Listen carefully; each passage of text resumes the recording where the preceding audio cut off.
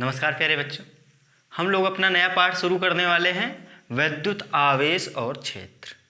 ठीक है, तो इस चैप्टर में हम लोग आवेश के बारे में पढ़ेंगे, फिर कूलाम बल के बारे में पढ़ेंगे, वैद्युत क्षेत्र के बारे में पढ़ेंगे, है ना। तो अगर बेसिक का मतलब ये होगा कि अगर हम प्रारंभ से वर्गीकरण को देखें तो एक यूनिट है इलेक्ट्रोमैग्नेटिज्म।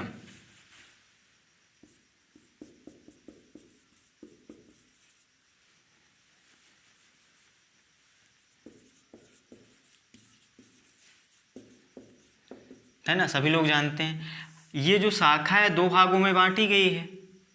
पहला इलेक्ट्रोस्टैटिक्स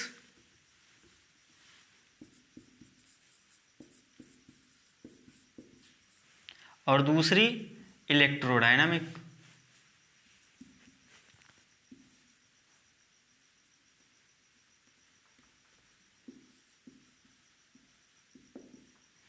ठीक है, इसको क्या बोलेंगे हिंदी में? विद्युत चुंबकत्व। ठीक है, और इसकी दो शाखाएं, एक तो इलेक्ट्रोस्टैटिक्स। देखो, स्टैटिक्स का मतलब होता है स्थिर, रुका हुआ, स्थिर, और डायनामिक का मतलब क्या होता है? गतिशील। है ना, ये हिंदी की क्लास ही है, टेंशन ना लो आप। अब देखो यहाँ पे हम उन कंडीशन का अध्ययन करेंगे जिसके लिए जो अपना आवेश होगा, चार्ज होगा जो अपना, वो स्थिर होगा। ठीक है, तो यहीं पे हम लोग पढ़ लेंगे कूलाम बल, पढ़ लेंगे वैद्युत क्षेत्र, पढ़ लेंगे, है ना, कैपेसिटर, संधारित्र पढ़ लेंगे। और यहाँ पे अपना जो चार्ज होगा, अपना जो आवेश होगा, वो गतिशील होगा। और जब आवेश गतिशील होगा तो धारा पढ़ेंगे हम लोग और चुंबक पढ़ेंगे, और फिर यहीं पे पूरी चुंबकत्व ही पढ़ेंगे, उसमें EMI पढ़ेंगे, है ना, इलेक्ट्रोमैग्नेटिक इंडक्शन, और बल भी पढ़ेंगे, आप समझ रहे हो। फिर AC पढ़ेंगे, अल्टरनेटिंग करंट पढ़ेंगे। तो ये हम लोग इस यूनिट को शुरू करने वाले हैं, मतलब आवेश जो होगा अपना स्थिर होगा, और इसीलिए अपना जो पहला चैप्टर है वैद्युत आवेश और क्षेत्र। बात समझ में आ गई? तो अब हम लोग अपने चैप्टर पे आ जाते हैं, और उस चैप्टर की जो पहली हेडिंग है वो है इलेक्ट्रिक चार्ज, वैद्युत क्षेत्र, सॉरी वैद्युत आवेश, है ना। वैद्युत आवेश को पढ़ना हम लोग शुरू करेंगे। तो आप हेडिंग डालो विद्युत आवेश। ठीक है, तो विद्युत आवेश होता क्या है? किसी पदार्थ का ये गुण होता है, जैसे द्रव्यमान गुण होता है। आप कूलाम न्यूटन का नियम पढ़ के आए हो गुरुत्वाकर्षण में, है ना, तो वहाँ द्रव्यमान से संबंधित बातें की जा रही थी, यहाँ पर आवेश से संबंधित बातें की जाएंगी। आवेश क्या होगा? किसी पदार्थ का गुण होगा। अगर परिभाषा लिखना चाहो आप, तो वैद्युत आवेश किसी वस्तु के पदार्थ का वह गुण होता है जिसके कारण उस वस्तु में वैद्युत और चुंबकत्व के गुण आ जाते हैं या फिर महसूस किए जाते हैं। क्लियर है? वैद्युत और चुंबकत्व के गुण। अब देखो, अभी तो बेसिक बातें होंगी, ये तो हो गई डेफिनेशन। अब कूलाम, इसकी इकाई क्या होती है? कूलाम, सी से लिखते हैं, एसआई पद्धति की इकाई है। ये दो प्रकार का होता है, सभी लोग जानते हो। एक धनात्मक, पॉजिटिव धनात्मक आवेश, और दूसरा ऋणात्मक आवेश, है ना, 10th में पढ़े हो आप। अभी देखो, धनात्मक और ऋणात्मक, अगर दो आवेश समान प्रकृति के होते हैं, समान प्रकृति का मतलब या तो धन धन या तो ऋण ऋण, तो ये दोनों प्रतिकर्षण करते हैं, मतलब इनके बीच प्रतिकर्षण बल लगता है, मतलब ये एक दूसरे को धक्का मार के दूर भगाना चाहते हैं। और अगर इनकी प्रकृति जो है विपरीत हो गई, मतलब एक माइनस एक प्लस, तो यहाँ पे आकर्षण का बल लगता है, अट्रैक्शन फोर्स लगता है, आकर्षण। क्लियर है?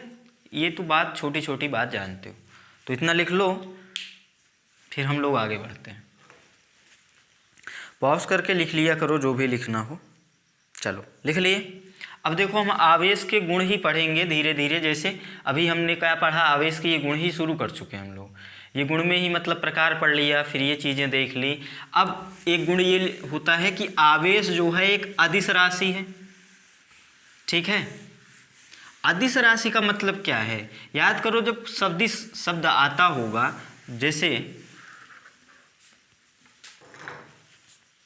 जैसे आप कोई चैप्टर पढ़े हो और जब दोस्त बल को जोड़ना होता है, छोड़ो बल, जब बल को जोड़ने की हम बात करते हैं तो हम दिशा देखते हैं। क्लियर है? जैसे एक बल इस दिशा में है, एक बल इस दिशा में है, मान लो ये 3 न्यूटन का होता है, ये 4 न्यूटन का होता है, तो हम सीधा सीधा बीजगणित के नियम से नहीं जोड़ते इसको सदिश के नियम से जोड़ते हैं, है ना। कैसे जोड़ते हैं वो आप जानते हो। लेकिन अगर दो आवेश को जोड़ने की बात की जाएगी तो उसको सिंपल बीजगणित के नियम से हम जोड़ेंगे। क्यों? क्योंकि आवेश एक अदिश राशि होता है। क्लियर है? मान लो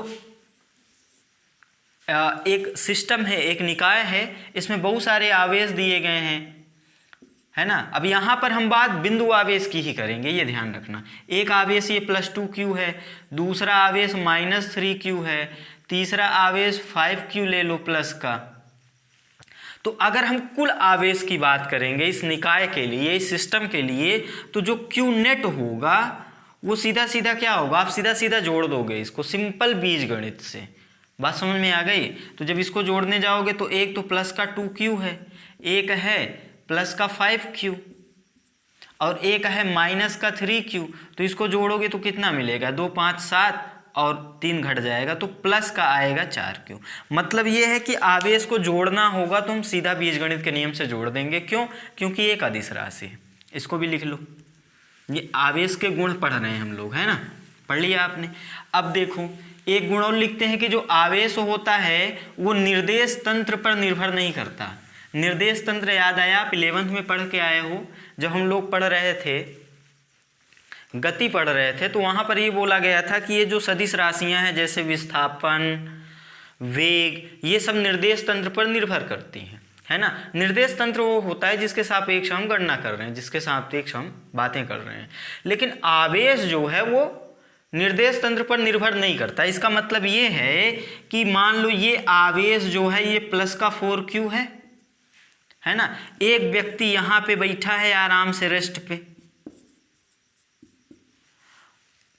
और एक व्यक्ति यहाँ पे है जो कि इस दिशा में गति कर रहा है, मान लो 5 मीटर प्रति सेकंड से, ठीक है। तो अब अगर इससे पूछा जाएगा तो भी आवेश इतना ही होगा, और इससे पूछा जाएगा तो भी आवेश इतना ही होगा, है ना। ये निर्देश तंत्र पे निर्भर नहीं करता।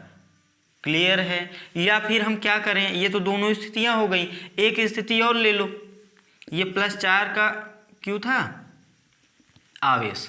अब मान लो इस आवेश को ही हम गति करा दें, कोई वेलोसिटी दे दें, मान लो v दे दिया, अब ये गति कर रहा है, तो और इन दोनों व्यक्तियों से पूछेंगे तो अभी भी ये कहेंगे कि भैया जो इस पे आवेश है ना वो 4q ही है।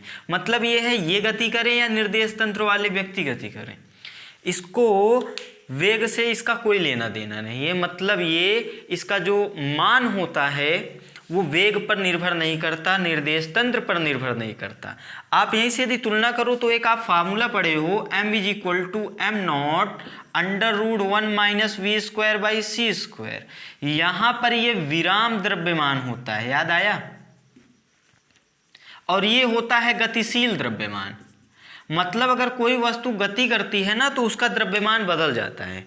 हालांकि सामान्य बात करते हैं तो देखो अब v, ये v क्या है, उस वस्तु का वेग, और c क्या है, प्रकाश का वेग। तो उस प्रकाश का वेग देखो बहुत ज़्यादा होता है ना, 3 × 10⁸। अब इसके सापेक्ष ये जो वस्तु है कितने वेग से फेंक सकते हो आप। शोएब अख्तर जो गेंद फेंकता है मान लो 150 km/h से फेंकता है। अगर इसको हम मीटर पर सेकंड में चेंज भी कर दें, इसको चलो इसको मीटर पर सेकंड में चेंज कर दे रहे हैं, यहाँ पे कर देते हैं। ये जो 150 km/h कि स्पीड से ये जो गेंद फेंकता है, अगर इसको हम मीटर पर सेकंड में चेंज करें तो 1 किलोमीटर में 1000 मीटर, और 1 घंटे में हमको सेकंड निकालना है तो ये बटा कितना जाएगा 3600। इसको सॉल्व करेंगे हम तो ये कट जाए, ऐसा ले लेते हैं चलो। अच्छा 3 से कट रहा है, काटो पहले। 3 पचे 15, ये 2 जीरो और 12 है ना। तो ये लगभग देखो ऊपर कितना आया, ऊपर आया 500, नीचे आया 12। अब 12 चौक 48 और 2 50, अब 12 दूना 24, लगभग में मान लो अगर 42 मीटर पर सेकंड भी है, लगभग में अगर हम ये 42 भी मान लें एग्जैक्ट, हालांकि थोड़ा बहुत कम ज़्यादा होगा, चलो 45 ही मान लें हम, तो ये कितना है, समझ रहे हो आप। तो मतलब ये है, मैं ये कहना चाह रहा था कि ये वेलोसिटी बहुत कम होती है, जिसके कारण अब देखो ये बहुत कम होगा और किसी बहुत कम संख्या में किसी बहुत बड़ी संख्या से भाग दोगे तो ये लगभग लगभग लगभग लगभग 0 के बराबर हो जाएगा और ये 1 आ जाएगा। तो यहाँ पे m0 बराबर m आ जाएगा सामान्य में, तो हमको उस बात का अनुभव नहीं होता।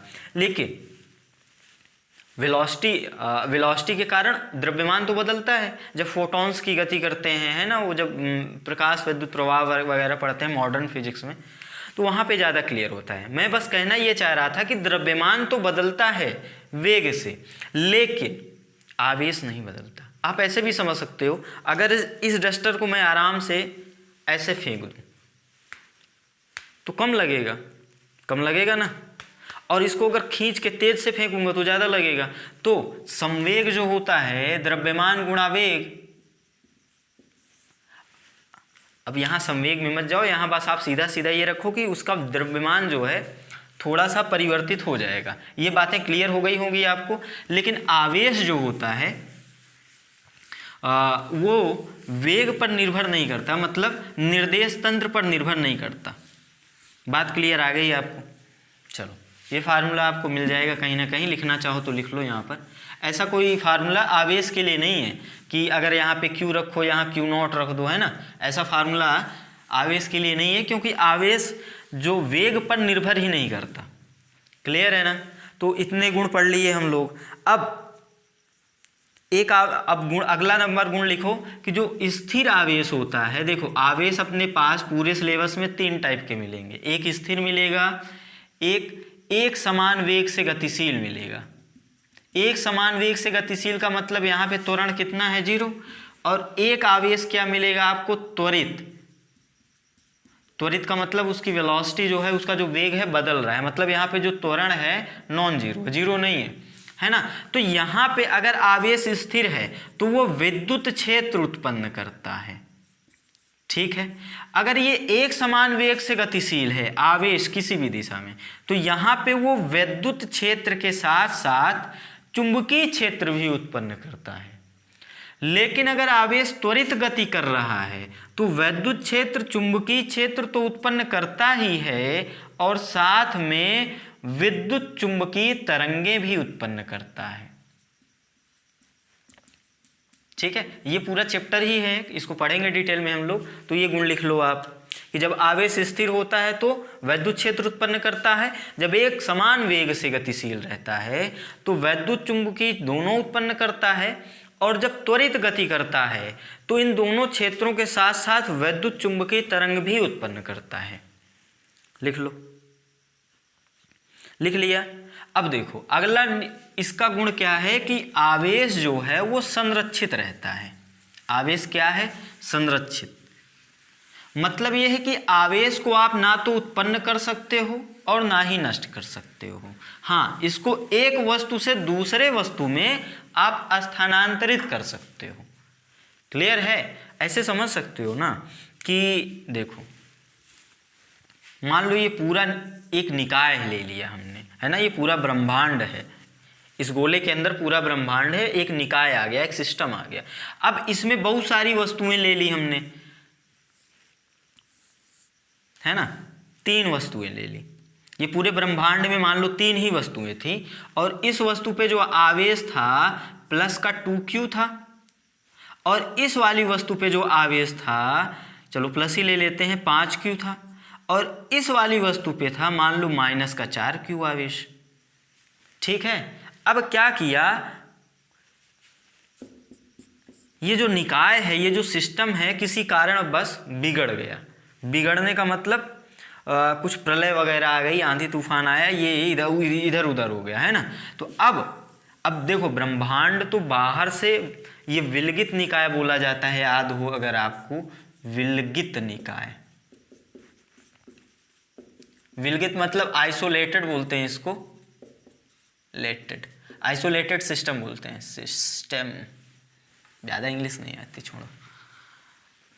तो आइसोलेटेड सिस्टम इसको बोलते हैं ना। मतलब ये होता है कि अब देखो, हमने क्या कहा, आवेश संरक्षित रहता है, मतलब ये आवेश को ना तो उत्पन्न किया जा सकता है ना नष्ट किया जा सकता है, मतलब ये कुल आवेश जो है ये संरक्षित रहेगा।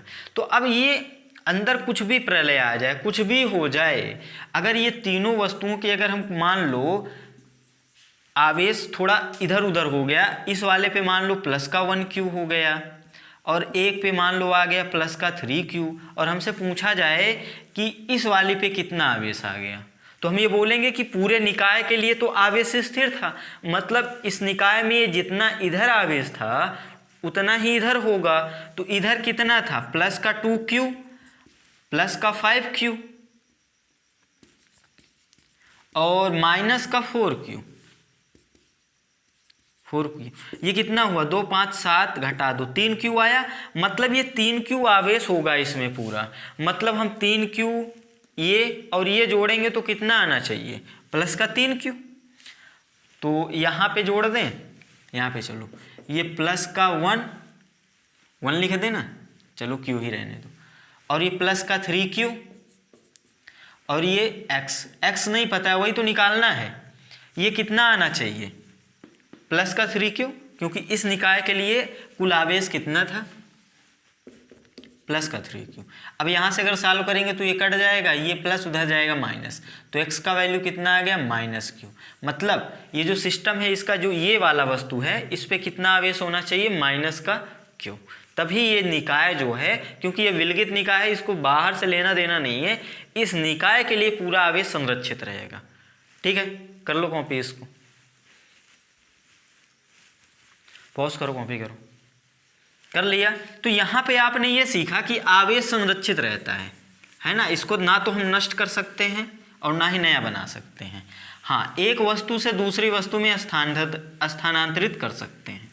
ठीक है, तो अब हम लोग देखेंगे कि आवेश को एक वस्तु से दूसरी वस्तु में स्थानांतरित कैसे कर सकते हैं। अभी हमने बोला ना, एक वस्तु से दूसरी वस्तु में स्थानांतरित कर सकते हैं, तो कैसे करेंगे, क्या करने वाले हैं हम लोग, स्थानांतरित। और ये विधि जो है आवेशन, इसको बोल सकते हैं चार्जिंग, मतलब किसी वस्तु को आवेश देने की जो प्रक्रिया होगी उसी को बोलेंगे हम लोग आवेशन, चार्जिंग। क्लियर है ना, मतलब हम क्या करने वाले हैं, आवेश का स्थानांतरण ट्रांसफर करने वाले हैं, है ना। तो जब स्थानांतरण करने वाले हैं हम लोग, तो इसको हम ये भी बोलते हैं कि किसी भी वस्तु को चार्ज करने की कितनी विधि हैं, आवेशन की कितनी विधियां हैं। तो हम 3 विधि पढ़ने वाले हैं अपने सिलेबस में जो है। पहला चलो घर्षण से शुरू करते हैं, है ना, इसको बोलेंगे क्या, चार्जिंग बाय फ्रिक्शन, घर्षण से आवेशन। तो इसके लिए करते क्या है, हम 2 वस्तुओं को आपस में रगड़ते हैं। आपने बहुत सारे एक्सपेरिमेंट किए हैं, हमने भी किए हैं, है ना। जब कंघे को आप बाल से रगड़ते हो, है ना, और फिर कंघे को कागज के पास ले जाते हो, तो वो जो कागज का पन्ना होता है वो पेन की ओर आकर्षित होता है। तो वास्तव में होता क्या है, जब 2 वस्तुओं को आपस में हम रगड़ते हैं तो इन वस्तुओं के जो इलेक्ट्रॉन्स होते हैं, इलेक्ट्रॉन्स, है ना, अभी बहुत ज़्यादा डिटेल में जाएंगे। चालक अचालक आप इतना जानते हो, जो चालक क्या पदार्थ होता है, जिसके जो बाह्य कक्षा वाले इलेक्ट्रॉन होते हैं वो मुक्त होते हैं या फिर लूजली बाउंडेड होते हैं ना, मतलब कमज़ोर बंध से बंधे होते हैं, मतलब आसानी से वो छूट सकते हैं। तो जब आपस में रगड़ोगे तो वो इलेक्ट्रॉन अपनी कक्षा छोड़ के बाहर आ जाएंगे। क्लियर है। अब अगर इनको हम अलग कर लेंगे तो किसी एक वस्तु पे तो आप इलेक्ट्रॉन आ ही जाएगा। हम मान लेते हैं, चलो अगर ये ए है, ये बी वस्तु है, तो हम ये मान लें कि चलो ए वाली वस्तु पे इलेक्ट्रॉन्स आ गए, ए वाली वस्तु पे इलेक्ट्रॉन्स आ गए, है ना। तो अब इससे इलेक्ट्रॉन आए हैं तो ये तो धनात्मक चार्ज हो जाए, ये धनात्मक आवेश हो जाएगा इसमें, और इसमें इलेक्ट्रॉन आ गया तो ऋणात्मक आवेश आ गया। तो अब अगर इस कंघे से रगड़ने के बाद जब कागज के पास ले जाओगे आप, तो मान लो इस पे ऋण आ गए हैं, इलेक्ट्रॉन्स आ गए हैं, मतलब ये नेगेटिव चार्ज हो गया, ऋणात्मक आवेश हो गया इस पे। तो जब कागज के पास ले जाओगे आप, कागज के पास ले जाओगे तो कागज का वो वाला सिरा जो धनात्मक होगा, ठीक है, वो वाला इसको आकर्षित करेगा, क्योंकि अभी पीछे पढ़ा आपने कि धन और ऋण एक दूसरे को आकर्षित करते हैं। क्लियर है। तो घर्षण क्या है, घर्षण द्वारा हम चार्ज आवेशन कैसे करते हैं, दो वस्तुओं को आपस में रगड़ के। क्लियर है। कॉपी कर लो इसको, बना लो डायग्राम, और अपने समझने के लिए जो भी लिखना चाहो आप लिख सकते हो। जो भी का मतलब जो मैं बोलता गया हूँ उनमें से कुछ शब्द लिख सकते हो आप। नोट्स तो बनाना है ना, बिना नोट्स के तो फिर रिवीजन कैसे करोगे। क्लियर है। अब दूसरी विधि जो है वो है चालन। आवेशन करने की विधि पढ़ रहे हैं हम लोग, है ना, हेडिंग तो अच्छे से लिख लिया करो। पहली विधि पढ़े हम लोग घर्षण द्वारा, दूसरी विधि क्या पढ़ने वाले हम लोग, चालन द्वारा। ठीक है, कंडक्शन बोलते हैं इसको। तो अब यहां पर होता क्या है, चालन के लिए दो वस्तुओं को आपस में संपर्क कराया जाता है। कैसे, ऐसे समझते हैं। ये पहले वाली, ये दूसरा स्टेप है। पहले स्टेप में ऐसे समझ लो आप, ये एक वस्तु है, ये वाली वस्तु ए वस्तु है जिस पे कोई चार्ज चलो पॉजिटिव का है, ठीक है, इस पे चार्ज कैसा है, पॉजिटिव, मतलब ये धनात्मक आवेशित वस्तु है। ये जो बी वस्तु है इस पे हमको चार्ज लाना है, मतलब इसको आवेशित करना है, और कैसा आवेशित करना है, धनात्मक। ये भी ध्यान रखना, बहुविकल्पी में पूछा जा सकता है, अभी मैं बताऊंगा क्या पूछा जाएगा। तो पहले ध्यान रखो, यहाँ जो मैं धनात्मक लिखा हूँ इसका महत्व है। ये धनात्मक वस्तु ली है हमने, और इस वस्तु को हम धनात्मक ही आवेशित करना चाहते हैं, तो इन दोनों को आपस में संपर्क में लाएंगे। ये ए है, ये बी है, ये दोनों यही वस्तुएं हैं ना, ये आपको बड़ी लग रही होंगी, आकार नहीं बदला है हमने, जस्ट स्पर्श करा दिया है। तो होगा क्या, ये जो प्लस इलेक्ट्रॉन है यहाँ पे इस वस्तु पे, यहाँ पर आप किसी चालक पदार्थ की एक प्रॉपर्टी जल्दी से लिख लो। चालक पदार्थ एक तो हमने बोल दिया आपको, जो आप 6-7 से पढ़ते आ रहे हो, कि बाह्य कक्षा वाले जो इलेक्ट्रॉन होते हैं ना वो गति करने के लिए स्वतंत्र होते हैं। एक जो इम्पॉर्टेंट गुण है, जो अभी आप आगे भी उपयोग होगा ही उसका, लगभग हर जगह होगा, वो गुण ये है कि जो चालक पदार्थ होता है ना, उसको जब आप आवेश दोगे तो वो जो आवेश होगा उसकी सतह पर एक समान रूप से वितरित हो जाएगा, एक समान रूप से। ऐसा नहीं हुआ कि मान लो इसको आप 5 कितना हुआ 6 आवेश दिए, 6 धन आवेश दिए, तो ये जाके एक ही जगह आप क्या करोगे, हाथ में लेके गए, 6 आवेश यहाँ पे रख दिए, तो अब ये रखा नहीं रहेगा। ये जो 6 आवेश होंगे ये या तो इसके अंदर से चालक वो पदार्थ भी होता है जो अपने अंदर से भी आवेशों की गति को गति करने के लिए परमिशन देता है, मतलब आवेश चालक पदार्थ के अंदर से भी गति कर सकते हैं, है ना। तो अंदर से या बाहर से किसी भी प्रकार गति करके ये आवेश एक दूसरे को अपने से अधिकतम दूरी पर ले जाएंगे, अधिकतम दूरी पर, यहीं पे बैठे नहीं रहेंगे। बात समझ में आ गई, अधिकतम दूरी पर। ये कॉन्सेप्ट अभी जब आप स्थितिज ऊर्जा पढ़ोगे ना तो और अच्छे से क्लियर हो जाएगा, क्योंकि स्थितिज ऊर्जा आप इतना तो जानते हो कि जिसकी ऊर्जा न्यूनतम होती है, अगर ऊर्जा न्यूनतम तो स्थायित्व ज्यादा होता है, याद है ना। और ऊर्जा का फार्मूला आपने पढ़ा है कि जो ऊर्जा होती है व्युत्क्रमानुपाती R होती है, अभी आगे पढ़ लोगे आप इसी चैप्टर में, टेंशन ना लो। तो यहाँ से भी पता चलता है कि यदि R ज़्यादा होगा, मैक्सिमम होगा, तो ये न्यूनतम होगा, और अगर ऊर्जा न्यूनतम होगा तो अस्थायित्व तो ज़्यादा होगा। भाई ऊर्जा ही नहीं रहेगी तो घूमने कहाँ से जाओगे, है ना, आराम से बैठे रहोगे, अस्थायित्व तो रहेगा। तो वही मैं कह रहा था कि यहाँ पर ये जो आवेश है ना एक दूसरे से अधिकतम दूरी पर जाएंगे ताकि साम्यावस्था स्थापित हो जाए। क्लियर है, मतलब अस्थायित्व तो मिल जाए, साम्यावस्था ना बोल के अस्थायित्व तो बोलना चाहिए। क्लियर है। तो यहाँ पे अच्छा एक बात और कि ये समान समान रूप से वितरित होते हैं। क्लियर है ना जो बात बोली। तो यहाँ पर ये मतलब होगा कि जितना स्थान उसको उपलब्ध होगा उतने स्थान में वो समान रूप से वितरित होना चाहेंगे। ये है चालक के गुण। अब एक चालक ये है, एक चालक ये है। ये चालक अभी हमने उदासीन लिया था, है ना। उदासीन का मतलब ये होता है कि जितना प्लस उतना माइनस, मतलब ओवरऑल कुल आवेश शून्य। कुल आवेश कितना? शून्य। लेकिन ये भी बोलेंगे जितने प्लस उतने ही माइनस। ठीक है। और इसी को हम लोग, चूंकि आवेश शून्य है तो इसी को हम लोग अनावेशित भी बोलेंगे। अनावेशित, अनचार्ज्ड बॉडी, है ना, मतलब चार्ज इसमें नहीं है ना। उदासीन भी बोलेंगे, अनावेशित बोलेंगे, शून्य आवेश होगा। लेकिन ये भी ध्यान रखना है जितना प्लस होगा उतना माइनस होगा, क्योंकि अभी इस बात का उपयोग हम आगे करने वाले हैं। क्लियर है। तो यहाँ पे आते हैं। मतलब ये है कि उस वस्तु पे जितना भी स्थान उस आवेश को उपलब्ध होगा वो अधिकतम दूरी पर जाके बैठना पसंद करेगा। तो अब यहाँ पे सोचते हैं, अब इन दोनों वस्तुओं को हम संपर्क में, मतलब टच करा दिए हैं, तो अब ये मार्ग मिल गया है। ये जो आवेश, मान लो 4 आवेश थे, तो अब इन चारों आवेशों को ये मार्ग मिल गया है। इस मार्ग के माध्यम से ये जाके इस स्थान पे भी बैठ सकते हैं।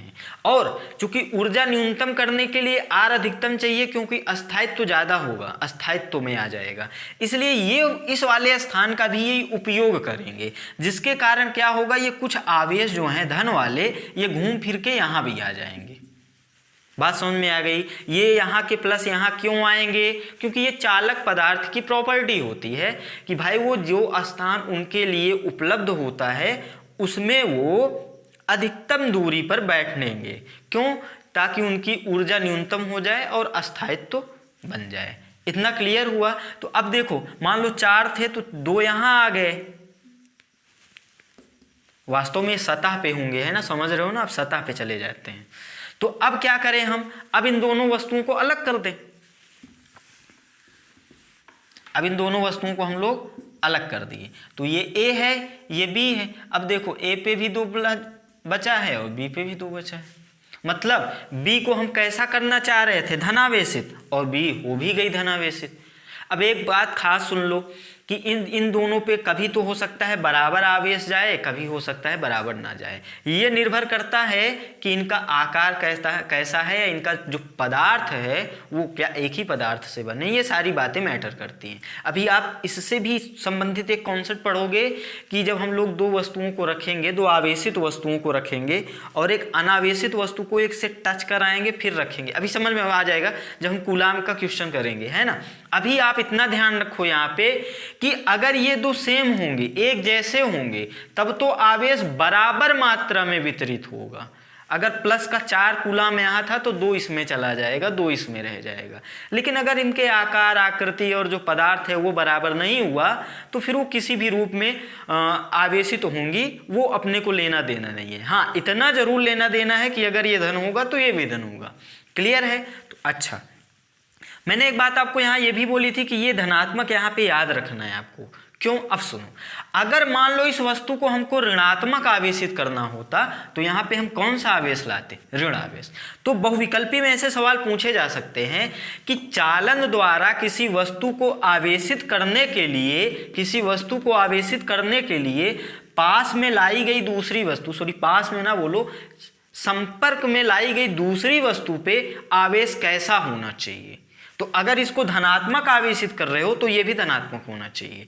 ठीक है। अगर इसको ऋणात्मक आवेशित करना चाह रहे हो तो ये भी ऋणात्मक होना चाहिए, पहली बात। दूसरी बात, इनको स्पर्श कराना पड़ेगा, क्योंकि अभी हम लोग जस्ट आगे पढ़ने वाले हैं प्रेरण द्वारा, ठीक है, इंडक्शन द्वारा। तो वहां पे हम लोग संपर्क में, मतलब एकदम टच नहीं कराते, स्पर्श नहीं कराते, है ना। तो ये भी ध्यान रखना है, स्पर्श कराएंगे प्लस जो आवेश चाहिए वैसा ही आवेशित वस्तु लाएंगे। क्लियर है? आपको समझ में आ गया होगा। ये सारी चीजें आप लिख लो, पॉज करो, लिख लो। देखो जो बातें बोली जाती हैं उसका शॉर्ट नोट्स आप बनाते चलो। शॉर्ट नोट्स का मतलब क्या है, उन चीज़ों को लिखते चलो यार। अपनी भाषा है, हिंदी में लिख रहे हो नोट्स, हिंदी में सुन रहे हो, तो आप ऐसे भी तो कर सकते हो, सुनते सुनते लिख भी तो सकते हो। वैसे भी अभी देखो जो बात जो टफ मिलेगा, जो कॉन्सेप्ट, उसको मैं बोल दूंगा कि अभी बंद करो, अच्छे से समझ लो, है ना। जो इंपॉर्टेंट होगा, जो कठिन लगेगा, उसको मैं खुद ही लिखा दूंगा। लेकिन इन चीज़ों को आप क्या कर सकते हो, बोलते समय लिख भी सकते हो। उतनी बड़ी बात तो नहीं है ना, समझ गए आप। तो अब हम लोग जो तीसरा पढ़ने वाले हैं, तीसरी विधि आवेशन की, वो पढ़ने वाले हैं प्रेरण। इंडक्शन बोलते हैं इसको इंग्लिश में, है ना। इंग्लिश को भी आप ध्यान में रखो, अब ध्यान में रखना पड़ेगा, है ना, क्योंकि इंडिया में तो बहुत ज़्यादा ज़रूरी है अंग्रेजी। और ये मेरी बात का ऐसे मतलब मत निकालना कि कोई क्या बोलते हैं उसको, द्वेष है, क्या बोलेंगे इंग्लिश में, कोई द्वेष, मतलब द्वेष नहीं है, है ना। क्योंकि ये तो अच्छी बात है यार, इंटरनेशनल लेवल पे अगर हम कर रहे हैं, हर जगह आपको इंडियंस मिल रहे हैं भी, देखो, है ना, बड़ी बड़ी कंपनी में, तो ये अच्छी बात है। मतलब ये मैं कहना चाह रहा था, है ना, इंग्लिश ज़रूरी है, ठीक है। और अभी वर्ड वाइज आप पढ़ते चलोगे, याद करते चलोगे, तो ठीक रहेगा इंडक्शन, है ना। फिर बाद में फिर याद करने यही बैठ जाओगे तो फिर ऐसा समय लगेगा ना। तो अभी आप जस्ट पढ़ते चल रहे हो, जैसे प्रेरण तो पढ़ ही रहे हो, तो प्रेरण के साथ साथ इंडक्शन भी लिख लो, याद कर लो, है ना। धीरे धीरे याद हो जाएगा, 2-4 बार बोलोगे तो। शब्द फंस रहे हैं, खैर हम लोग प्रेरण पे आते हैं। तो प्रेरण के लिए हमने क्या कहा कि दो वस्तुओं को आपस में संपर्क नहीं कराना पड़ेगा, आपको पास में रखना पड़ेगा। क्लियर है। पहली बात क्या, पास में रखना पड़ेगा, पास पास पास पास, स्पर्श नहीं कराना पड़ेगा। दूसरी बात, अगर इसको आप धनात्मक आवेशित करना चाहते हो, इसको आप अगर धनात्मक आवेशित करना चाहते हो, तो यहां पे आपको ऋणात्मक आवेश लाना पड़ेगा। सही बोल रहा हूं, उल्टा बोल रहा हूं? ठीक है, देखते हैं आगे, ठीक है। अब देखो हम क्या किए, इसको हमको आवेशित करना है, धनात्मक आवेशित, तो इसको लाए हम, इस पे ऋणात्मक आवेश है। क्लियर है। अभी हमने आपको बताया था ये वस्तु कैसी है, उदासीन बोलो या फिर अनावेशित बोलो, अनावेशित मतलब आवेश नहीं है इस पर। क्लियर है। तो अब देखो यहाँ पे होगा क्या, प्रेरण में होता क्या है। अब देखो इसके पास लाएंगे तो आप अभी इतना तो जान ही गए कि अगर आवेश विपरीत प्रकृति के होंगे तो आकर्षण बल लगेगा। तो अभी हमने आपको उदासीन के लिए ये बताया कि जितने प्लस होते हैं उतना ही माइनस होता है, तो प्लस माइनस ओवरऑल नेट कितना होता है, 0। लेकिन जितने प्लस उतने माइनस, ये प्लस माइनस मान लो एक साथ, ये ऐसे भी तो हो सकते हैं भाई, ओवरऑल तो 0 ही हो रहा है ना, ऐसा हो सकता है। तो अब अगर इस ऋणात्मक आवेशित वस्तु को हम अगर इसके पास लाएंगे अगर इसके, तो ये प्लस वाला आकर्षण के कारण इस कोने पे आ जाएगा। बात समझ में आई। और ये माइनस वाला प्रतिकर्षण के कारण इस कोने पे भाग जाएगा भाई। ये माइनस माइनस प्रतिकर्षण बल लगेगा तो ये दूर भाग जाएगा इस वाले कोने में, और ये प्लस वाला इस कोने में आ जाएगा आकर्षण के कारण। इतना क्लियर हुआ आपको। अभी भी देखो, अगर हमने 4 प्लस बनाए हैं तो 4 माइनस बनाए हैं, मतलब ओवरऑल अभी भी इसमें कितना है, 0। इतना समझ में आ गया। अब हम क्या करेंगे, इसको पृथ्वी माता से जोड़ देंगे, है ना। इसमें है, इसकी ज़रूरत के आधार पे अगर आपको प्लस चाहिए तो ये इलेक्ट्रॉन ले लेगा, और अगर आपको माइनस चाहिए तो ये इलेक्ट्रॉन दे देगा, तो प्लस माइनस 0 बना देगा। तो अब यहाँ पे जोड़ने के बाद अपने को मिलेगा क्या, ये जो बी गोला है इसमें ये प्लस वाला चार्ज बन जाएगा। बात समझ में आई। अब मान लो इसको हमको ऋणात्मक आवेशित करना होता, तो अगर इसको ऋणात्मक आवेशित करना होता तो यहाँ पे धनात्मक लाना पड़ता। क्लियर है। तो अब देखो, प्रेरण और चालन दोनों में अंतर पूछा जाता है। तो पहला अंतर कि यहाँ पे पास में लाते हैं, संपर्क नहीं कराते, चालन में संपर्क कराते हैं, स्पर्श कराते हैं। ठीक है। दूसरी बात कि अगर चालन में आपको ध्यान हो तो उसी वस्तु से तो आवेश गए थे, उसी वस्तु से तो आवेश गए थे दूसरी वस्तु पे, तो इस पे आवेश की कुछ ना कुछ तो कमी होगी, है ना। मान लो एक ही गया या दो गए, बराबर गए, उससे लेना देना नहीं है, लेकिन कमी तो होगी, इतना तो पता चल गया। लेकिन यहाँ देखो, जिस वस्तु को हम लाए थे पास में, क्या उसके आवेश में कमी हुई क्या? नहीं। तो दूसरा अंतर ये। क्लियर हो गया होगा आपको? पॉज करके कॉपी कर लो, पॉज करो जल्दी से।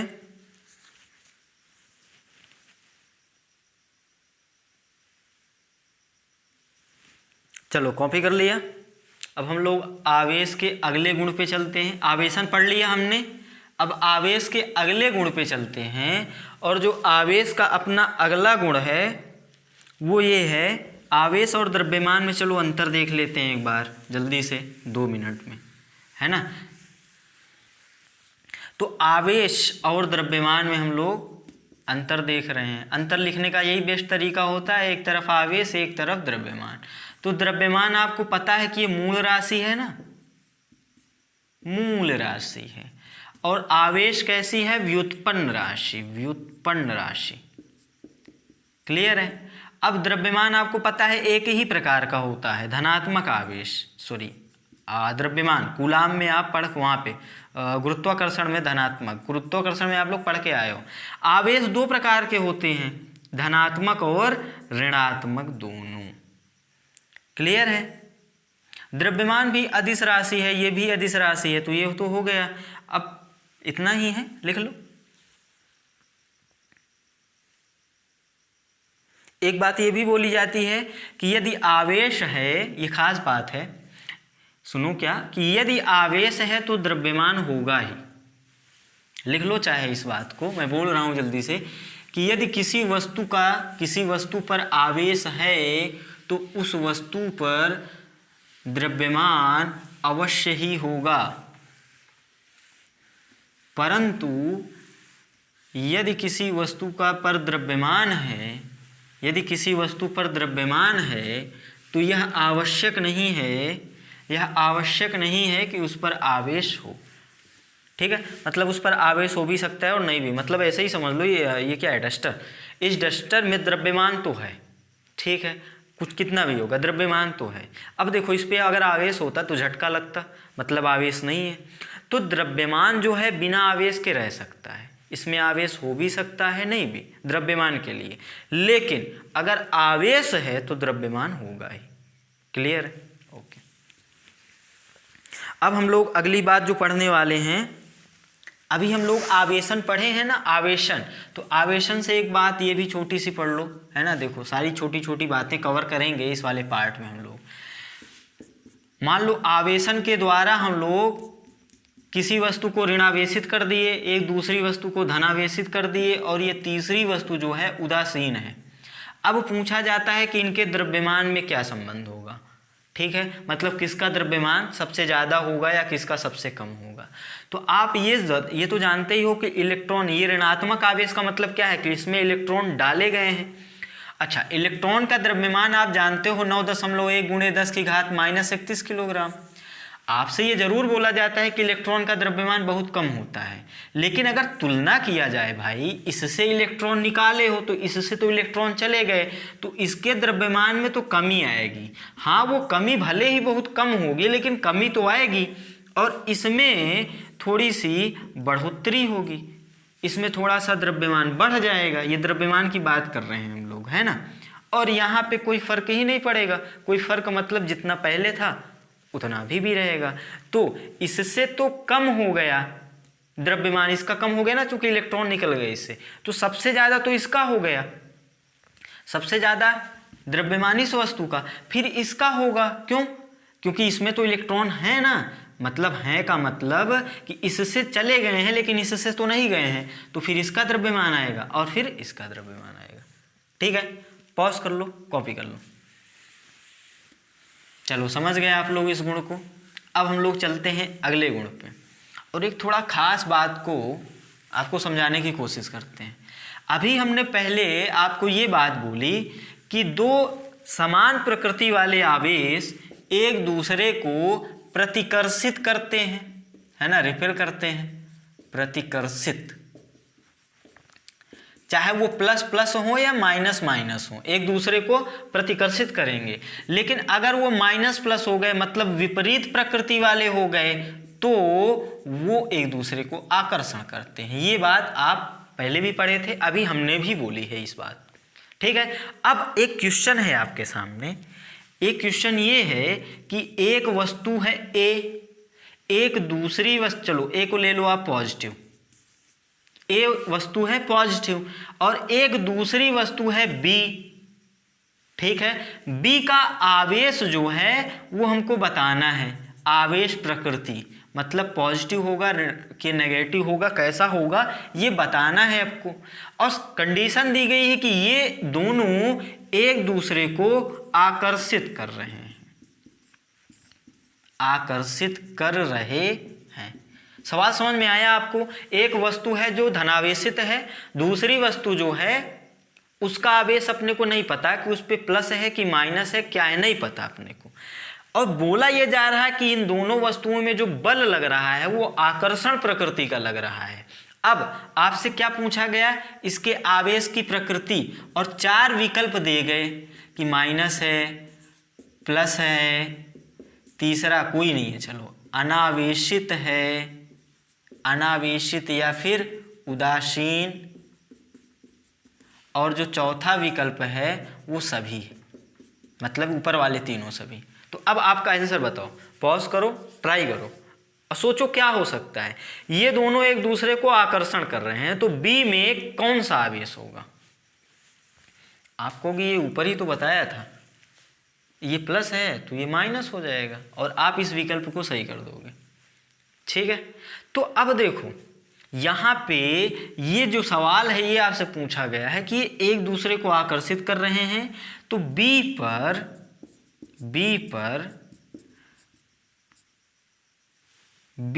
के लिए कौन सा विकल्प सही हो सकता है, या बी पर कौन सा आवेश हो सकता है?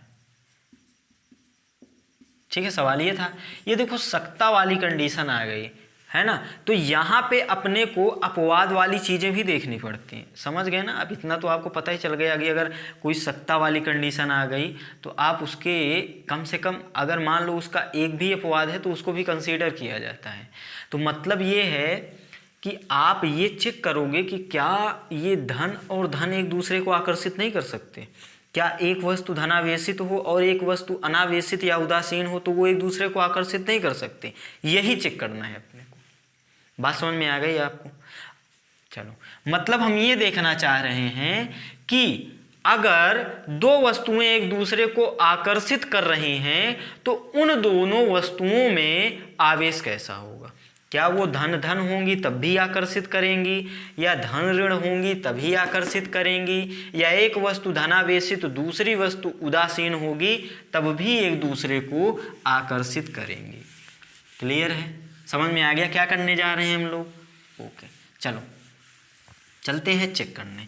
एक चीज़ तो आप जानते ही हो कि अगर एक धन है तो दूसरा ऋण होगा, मतलब पहले वाले विकल्प को हम लोग चेक नहीं करेंगे, वो आप बहुत पहले से जानते हो, याद है आपको। ठीक है, हम दूसरे वाले पॉइंट को चेक करना चाह रहे हैं। मतलब ये कि अगर एक वस्तु धनावेशित और दूसरी वस्तु भी धनावेशित, तो क्या इन दोनों वस्तुओं के बीच आकर्षण का बल लग सकता है? अपने को ये चेक करना है। क्लियर है? चलो, एक वस्तु ये धनावेशित है, अब इसके पास में ये दूसरी वस्तु भी है जो धनावेशित है। इस पे अगर आवेश प्लस का 4Q था, ये 4 लिखे हैं, 4 बार प्लस, मतलब मान लो 4Q, तो इसके पास प्लस का Q आवेश है। ठीक है, और हम यहाँ से भी ये भी बोल रहे हैं, चलो अगर इसको A मान लें, इसको B मान लें, तो हम ये भी बोल सकते हैं QA ज़्यादा है QB से, बहुत ज़्यादा है एक्चुअली, है ना। आपको अगर बहुत ना लग रहा हो तो लो, अब तो लगेगा। अब लगा, मान लो ये 10-15 हो गया, 15Q हो गया, अब तो लग रहा होगा कि A पे जो आवेश है B से बहुत ज़्यादा है। क्लियर है? तो अब देखो, इसके पास में रखें एक दूसरे को, भाई आकर्षण कराना है या प्रतिकर्षण कराना है तो एक निश्चित दूरी पर तो रखना ही पड़ेगा ना, ऐसा तो नहीं इसको अनंत पे फेंक दो, फिर मतलब ही क्या होगा चेक करने का। चलो, तो अब देखो, अभी हमने प्रेरण पढ़ा था, प्रेरण में क्या हुआ था, ये जो प्लस थे इसके माइनस को अपनी ओर आकर्षित कर रहे थे। अब कहोगे इसमें तो माइनस है ही नहीं। भैया माइनस है इसमें, ये एक प्लस है, लेकिन इसके अलावा प्लस माइनस के बहुत सारे जोड़े हैं। अरे बोलो, अभी तो हमने उदासीन वस्तु ली थी और वहां हमने बताया था कि इसमें प्लस माइनस के बहुत सारे जोड़े हैं। क्यों? क्योंकि इसका नेट आवेश कितना है, 0। प्लस माइनस के बहुत जोड़े हैं इसमें, आप गिन भी नहीं सकते। बात समझ में आई? और ये इकलौता एक प्लस अलग से है, इसी के कारण ये पूरी वस्तु धनावेशित है। क्लियर है? तो अब देखो होगा क्या, इस प्लस के कारण ये जितने भी ये माइनस है ना, इस वाली सतह पे आ जाएंगे, प्रेरण की घटना के कारण, आकर्षण बल के कारण। तो अगला जो स्थिति मिलने वाला है अपने को, अगली स्थिति, ये मान लो ये वस्तु A है, ये तो अभी प्लस जितने थे उतने ही हैं, है ना, कम ज़्यादा नहीं किए हैं। अब ये इस वस्तु की अगर हम बात करें तो हम चलो सिर्फ 2 या 3 जोड़े ले रहे हैं। कितने जोड़े हम बना दिए वो भूल जाओ, सिर्फ 3 जोड़े से चेक करना चाह रहे हैं। तो 3 माइनस इधर आ गए, 3 जोड़े लिए हम, है ना। चेक करने के लिए तो यहाँ पे असंख्य जोड़े हैं, अपने को चेक करना है तो 3 से चेक कर ले।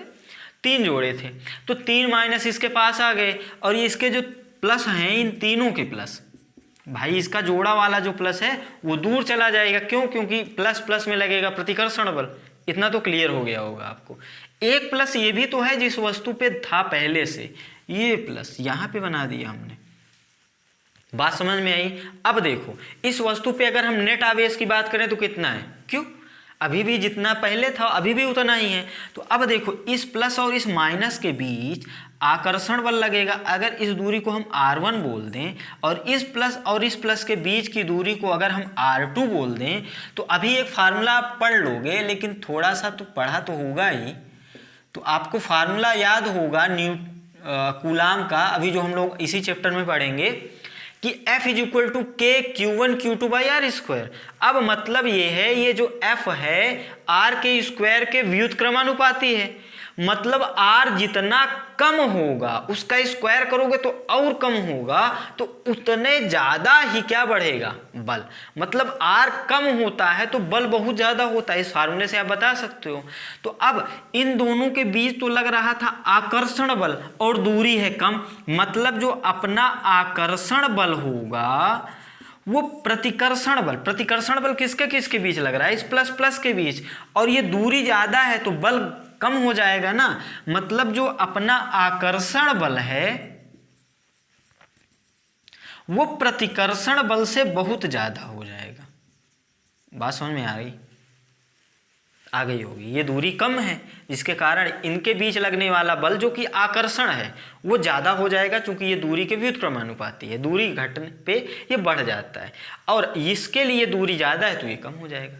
तो अब देखो अगर इस पूरे सिस्टम पे इन दोनों पे हम बात करें, इन दोनों निकाय के लिए हम बात करें, तो F नेट कितना होगा, परिणामी बल तो आकर्षण प्रकृति का ही होगा ना, क्योंकि ये बड़ा है। तो आकर्षण का है आगे ना, परिणामी जो बल होगा वो आकर्षण प्रकृति का होगा।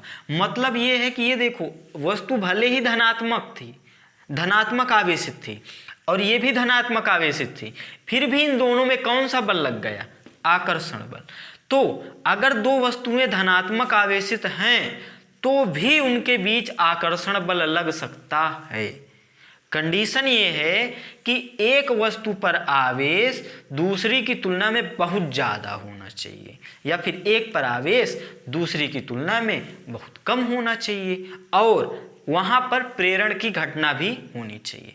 अगर सवाल में स्पेशली बोल ही दे भैया प्रेरण को ना देखो आप, तो फिर आप कहोगे नहीं, तब नहीं लगेगा। क्लियर है? तो बात समझ में आ गई आपको।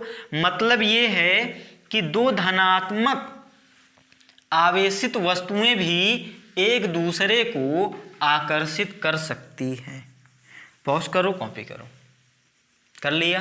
पॉज करके जल्दी से कॉपी कर लो, फिर हम लोग तीसरे वाले पार्ट को चेक कर रहे हैं। चलो कर लिया। अब हम तीसरे वाले पार्ट पे काम करना शुरू कर चुके हैं। तीसरे वाले पार्ट में चेक करने का मतलब यह है कि अब हम लोग एक धनात्मक वस्तु लेंगे और इसको ले लिए उदासीन या फिर अनावेशित, उदासीन या फिर अनावेशित, न्यूट्रल या फिर अनचार्ज बोलते हैं, मतलब इस पे कुल आवेश 0। अब देखो उस प्लस को हमने हटा दिया, मतलब जितने जोड़े प्लस के उतने जोड़े माइनस के, ओवरऑल कुल कितना है 0। तो अब देखो यहाँ पर ये अगली सिस्टम, इसको तो यहीं पे रखें। अब यहाँ पर जितना प्लस उतना माइनस, बात समझ में आई। तो अब अभी भी वही कंडीशन, ये वाली दूरी कम ये वाली दूरी ज्यादा, तो अभी भी आकर्षण बल क्या है, प्रतिकर्षण बल से ज्यादा है, मतलब इस स्थिति में भी आकर्षण बल ही लगेगा। कहने का मतलब कि अगर एक वस्तु धनावेशित है और दूसरी वस्तु उदासीन है, तब भी उनके बीच कौन सा बल लगेगा, आकर्षण का। क्लियर है? पॉज करके बना लो, पॉज करके बना लो। बना लिया? अब देखो इसी को जस्ट हम रिवर्स भी तो बोल सकते हैं। रिवर्स का मतलब ये है कि इसको अगर हम ऋणावेशित तो बोल दें, तो अगर ये ऋणावेशित होगा, ये ऋणावेशित होगा, तो इसके पास प्लस आएगा तो माइनस उधर जाएगा, अभी भी आकर्षण बल ही प्रभावी होगा। मतलब अभी भी कैसा बल लगेगा, आकर्षण। मतलब एक, अब इसको हम धनावेशित या ऋणावेशित ना बोल के सीधा सीधा बोल देंगे कि एक वस्तु आवेशित है, दूसरी वस्तु उदासीन है, तो इनके बीच कौन सा बल लगेगा, आकर्षण। फिर क्या बोलेंगे, एक वस्तु आवेशित है और दूसरी वस्तु उसी की प्रकृति की आवेशित है, मतलब अगर ये प्लस तो वो प्लस, ये माइनस तो ये माइनस, फिर भी इनके बीच कौन सा बल लगेगा, आकर्षण का। क्लियर है? ये जो बोला है हमने इसको आप लिख लेना, बहुत खास बात है, काम आएगी।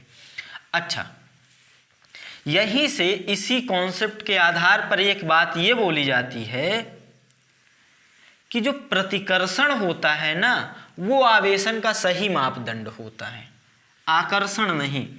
बात समझ में आ गई?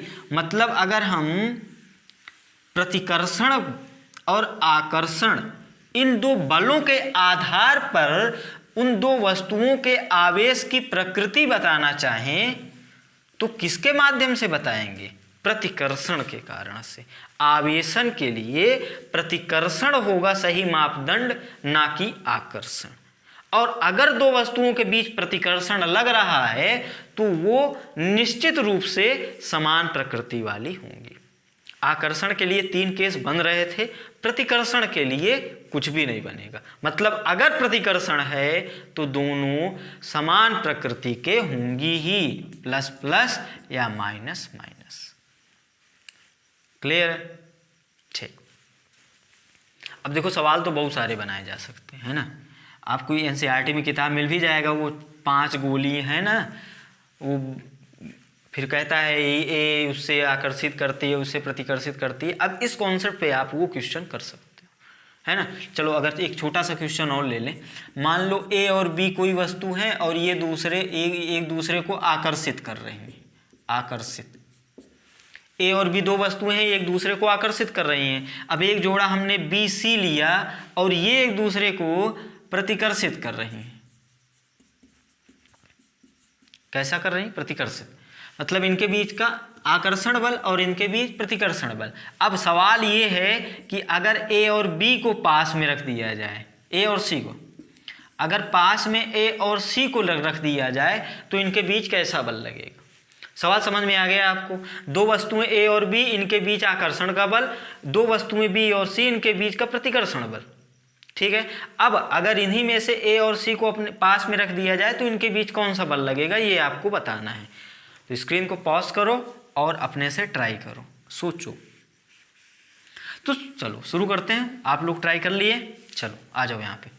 अब देखो, अब आकर्षण के लिए, अब देखो आप कहोगे आकर्षण का क्या वो तीनों केस में देखें? नहीं, अगर सीधा सीधा सवाल में पूछेगा, सीधा सीधा सवाल में पूछेगा तो हम बस वही प्लस माइनस वाला ही जाएंगे। बात समझ में आ गई? वो जो तीनों कॉन्सेप्ट मिले हमको कि प्लस प्लस और प्लस माइनस और प्लस उदासीन भी आकर्षित करेंगे। अगर सवाल में बोले कि क्या ऐसा हो सकता है तो आप बोलोगे हाँ बिल्कुल हो सकता है। ठीक है। नहीं तो अगर आकर्षण और प्रतिकर्षण की बात करेंगे तो वही पहले वाला कॉन्सेप्ट, प्लस माइनस आकर्षण, प्लस प्लस प्रतिकर्षण, माइनस माइनस प्रतिकर्षण। इसमें कंफ्यूज ना होना। क्लियर है? चलो, मतलब ए और बी हम लोग सोल्यूशन चालू कर चुके हैं। अगर ए और बी एक दूसरे को आकर्षित कर रही हैं तो मतलब ए या तो प्लस होगी बी माइनस होगी, या ए माइनस होगी बी प्लस होगी। यही तो होगा। आकर्षण करने के लिए ए और बी के लिए हम यही केस लेंगे। अब ये मत कहना कि अभी तो आप पढ़ाए कि दोनों अगर पॉजिटिव होंगी तब भी आकर्षण होगा, हाँ, अगर दोनों विपरीत प्रकृति की होंगी तब भी होगा, और एक में मान लो प्लस और दूसरे में जीरो तब भी आकर्षण, और एक में माइनस दूसरे में जीरो तब भी प्रतिकर्षण। ये वाला स्पेशल केस है, जब सवाल में बोला ही जाएगा कि क्या ऐसा हो सकता है तब आप इस पे कमेंट करोगे, अदरवाइज आपको यही लेके चलना है जो पढ़ते आ रहे हो। अब आपको क्लियर हो गया होगा। मतलब अगर इनके बीच आकर्षण बल लग रहा है तो या तो ये प्लस ये माइनस, या तो ये माइनस ये प्लस। क्लियर है। अब अगर ये तो ए और बी जोड़े के लिए हो गया, अगर हम बी और सी जोड़े के लिए करें तो इसके लिए देखो प्लस प्लस लग रहा था, मतलब अगर ये प्लस तो ये भी प्लस, और ये माइनस तो ये भी माइनस। इतना समझ में आया? बोलो, इतना तो समझ में आ गया होगा। अब देखो ए और सी की बात करें, हम ए और सी की बात करें तो ए और सी के लिए अब देखो ए बी, देखो बी वाली, देखो बी के लिए अगर प्लस ले रहे थे तो ए मिल रहा था माइनस का और सी मिल रहा था प्लस का, मतलब आकर्षण। बात समझ में आई? और अगर बी के लिए आप माइनस ले रहे थे तो ये माइनस और ये प्लस, अभी भी क्या? आकर्षण। मतलब अपना आंसर क्या है? ए और सी के बीच कैसा बल होगा? आकर्षण का। नहीं समझ में आया? एक बार फिर देखो, ए और बी के बीच आकर्षण मतलब ये प्लस ये माइनस, या फिर ये माइनस ये प्लस। बी और सी के बीच क्या? प्रतिकर्षण, मतलब ये या तो प्लस प्लस या तो माइनस माइनस। अब बी को पकड़ो, क्यों? क्योंकि बी दोनों में कॉमन है। तो अगर बी माइनस था तो यहाँ वाला माइनस देखो, ये वाला माइनस देखो, तो सी कैसा था? माइनस। और अगर बी माइनस था तो ए क्या था? प्लस। ये ए है प्लस, ये है माइनस, तो क्या हो गया? आकर्षण। अगर बी आपने प्लस लिया तो यहाँ वाला प्लस देखो, चूंकि ये कॉमन है, तो अगर बी प्लस लिया तो आपको सी मिला क्या? प्लस, और ए मिला क्या? माइनस, तो प्लस माइनस क्या? आकर्षण। तो अपना ए और सी के बीच कौन सा बल लगेगा? आकर्षण का। बनाना चाहो बना लो। समझ में आ गया? मतलब इसके चक्कर में ये गलती मत कर देना, है ना। ये अगर स्पेशली बोल ही दे, पूछ ही ले, तभी इस पे जाना है ना। वो जो कथन कारण वाले सवाल होते हैं, ये बहुविकल्पी मतलब मोर देन वन करेक्ट वाले, तब इस यहाँ पे लॉजिक जाना है। या फिर बोल दे कैन वाला उपयोग कर दे, सकता उपयोग कर दे, तब। नहीं तो अपना बेसिक वही लेके चलना है जो आप पढ़ते आ रहे हो 8वीं से। क्लियर है? कॉपी कर लो।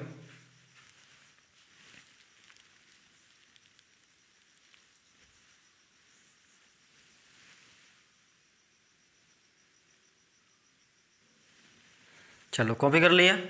अब हम लोग अगले गुण पे आ रहे हैं। ये सब आवेश के बारे में पढ़ रहे हैं हम लोग, आप समझ रहे हो ना, है ना। हेडिंग अच्छे से लिखना, नोट्स अच्छे से बनाना, रिवीजन करना है। ऐसा तो है नहीं बस एक बार पढ़ लिए रिवीजन करना नहीं है। काश कि ऐसा होता, है ना, तब तो फिर मज़ा आ जाता।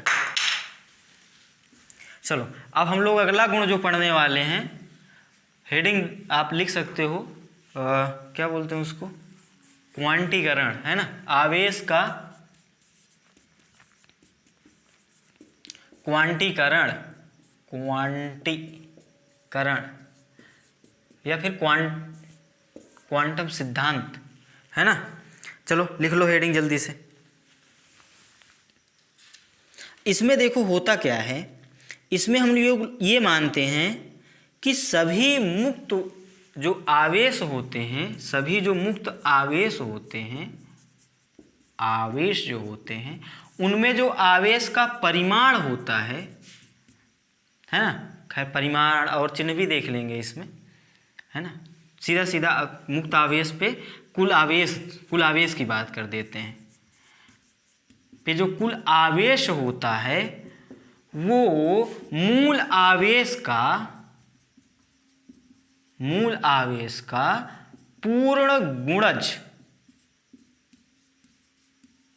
पूर्ण गुणज होता है। परिभाषा कैसे बोलोगे आप ये बोलोगे कि आवेशों का क्वांटीकरण क्या है?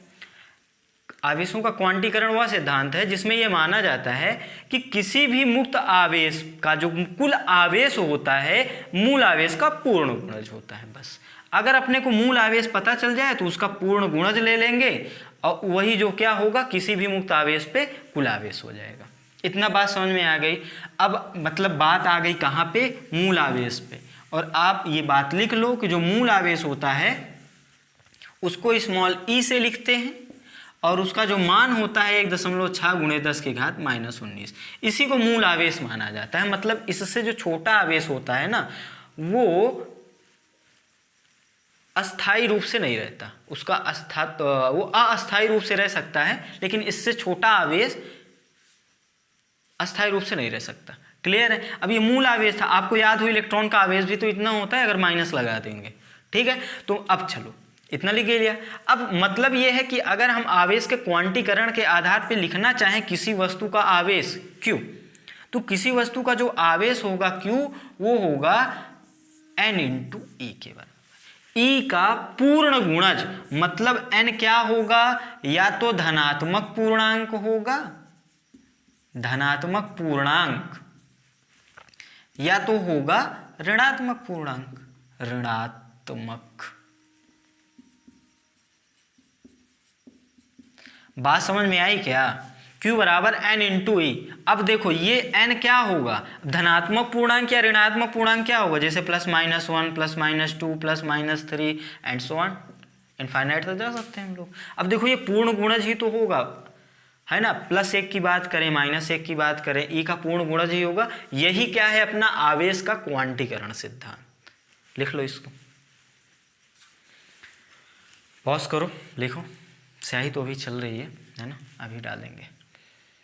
लिख लिए, चलो। अब इसके यहाँ से न्यूमेरिकल्स बनने शुरू हो गए, है ना। और आज के पार्ट में हम इसी के न्यूमेरिकल्स को कवर करते हुए अपने पार्ट को समाप्त करेंगे, है ना। 1-2 न्यूमेरिकल्स करते हैं, पहले 1-2 बेसिक पे जाते हैं, फिर एक आध अच्छा सवाल भी कराएंगे, है ना। चलो एक सवाल कर लो आप।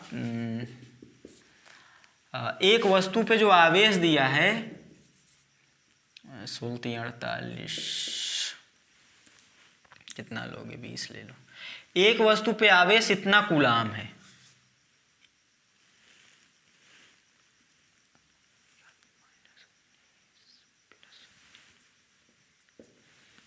+20 लोगे, मजा आ जाएगा।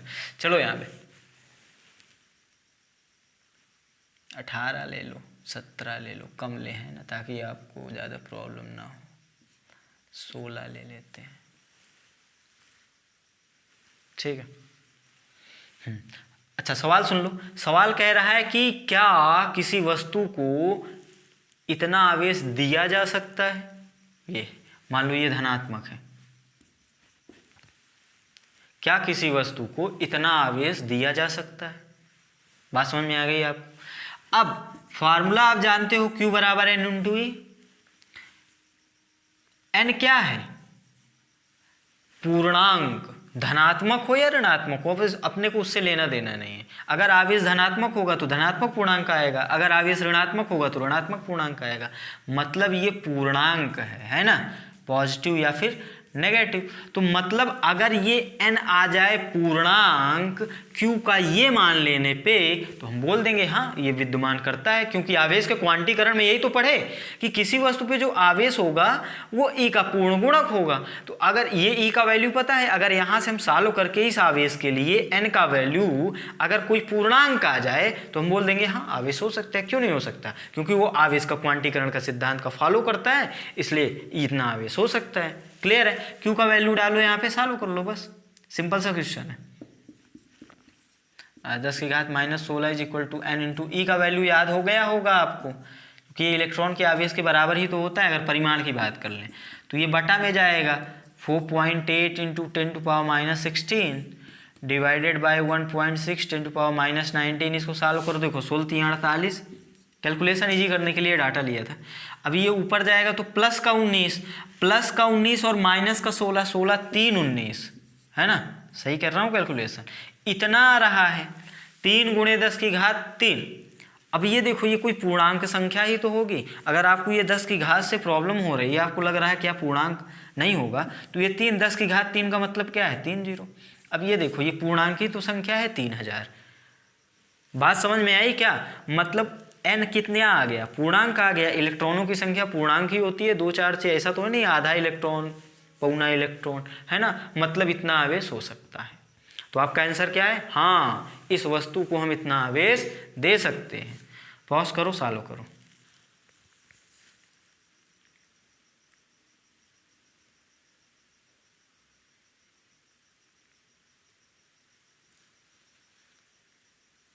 चलो कर लिए।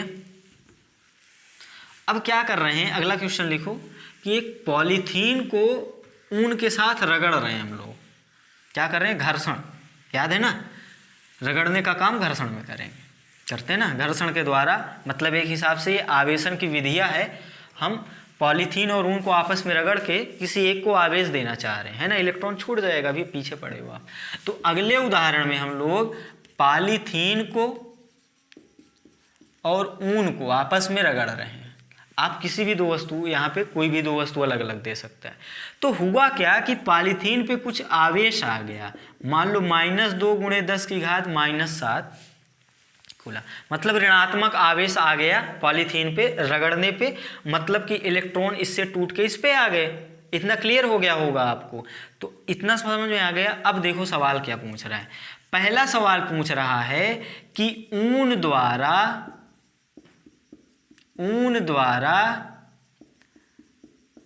त्यागे गए इलेक्ट्रॉन की संख्या बताओ। ये सवाल लिखना पूरा है ना, क्योंकि इसमें बहुत सारी चीजें पूछने वाले हैं हम लोग। पॉलीथीन पे आवेश इतना आ गया, पूछ रहा है ऊन द्वारा इलेक्ट्रॉन त्यागे गए। इसी का दूसरा सिंपल सा क्वेश्चन, पॉलीथीन द्वारा, चलो लिखते नहीं, समझ लेना, पॉलीथीन द्वारा ग्रहण किए गए इलेक्ट्रॉन। क्योंकि ऊन जितना त्यागेगा उतना ही इलेक्ट्रॉन तो पॉलीथीन ग्रहण करेगा, तो दोनों सेम आएगा।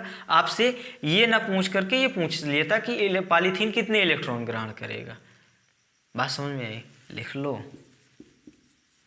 क्योंकि जो फार्मूला लगता है ना भैया, Q = N × E, यहाँ अगर आवेश Q का होगा तो इलेक्ट्रॉनों की संख्या, अगर आवेश पॉलीथीन का होगा तो इलेक्ट्रॉनों की संख्या पॉलीथीन की आएगी, है ना।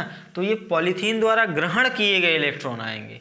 पॉलीथीन द्वारा, लिख देता हूँ, 1 मिनट लगेगा, ग्रहण किए गए इलेक्ट्रॉन्स की संख्या बताना है। तीसरे पार्ट में क्या बताओगे? ऊन पर आवेश बता दो, ऊन पर आवेश का परिमाण व प्रकृति भी बता दो। चलो बता रहे हो तो एक चीज और बता दो कि चौथा क्वेश्चन है, क्या द्रव्यमान स्थानांतरण होगा? क्या द्रव्यमान स्थानांतरण होगा? यदि हाँ तो कितना होगा व किससे? बात समझ में आ गई? मतलब अगर द्रव्यमान स्थानांतरित होगा तो कितना होगा और किससे किस में होगा। क्लियर हो? पॉज करो, ट्राई करो, 2 मिनट लो, ट्राई करो खुद से। सवाल समझ में आ गया? पॉलीथीन ऊन को आपस में रगड़े तो पॉलीथीन पे इतना आवेश आ गया और ये सारी चीज़ें आपसे पूछ ली गई। पॉज करके ट्राई करो। चलो आओ इधर हम सॉल्व करते हैं।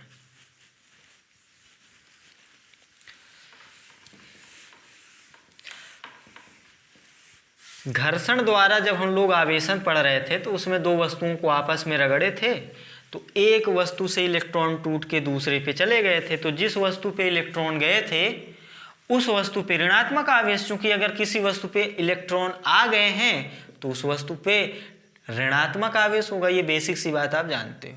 अच्छा, दूसरी वस्तु पे धनात्मक आवेश आ जाएगा, तो ऊन पे कैसा आवेश आ जाएगा? धनात्मक आ जाएगा। बात समझ में आई? कितना आएगा? जितना इस पे गया है। अरे बोलो, क्योंकि पहले तो हम ली थी, पहले स्थिति क्या थी? उदासीन। और आवेश संरक्षण क्या कहता है? जितना पहले उतना बाद में। मतलब हम ना तो आवेश को नष्ट कर सकते हैं ना बना सकते हैं।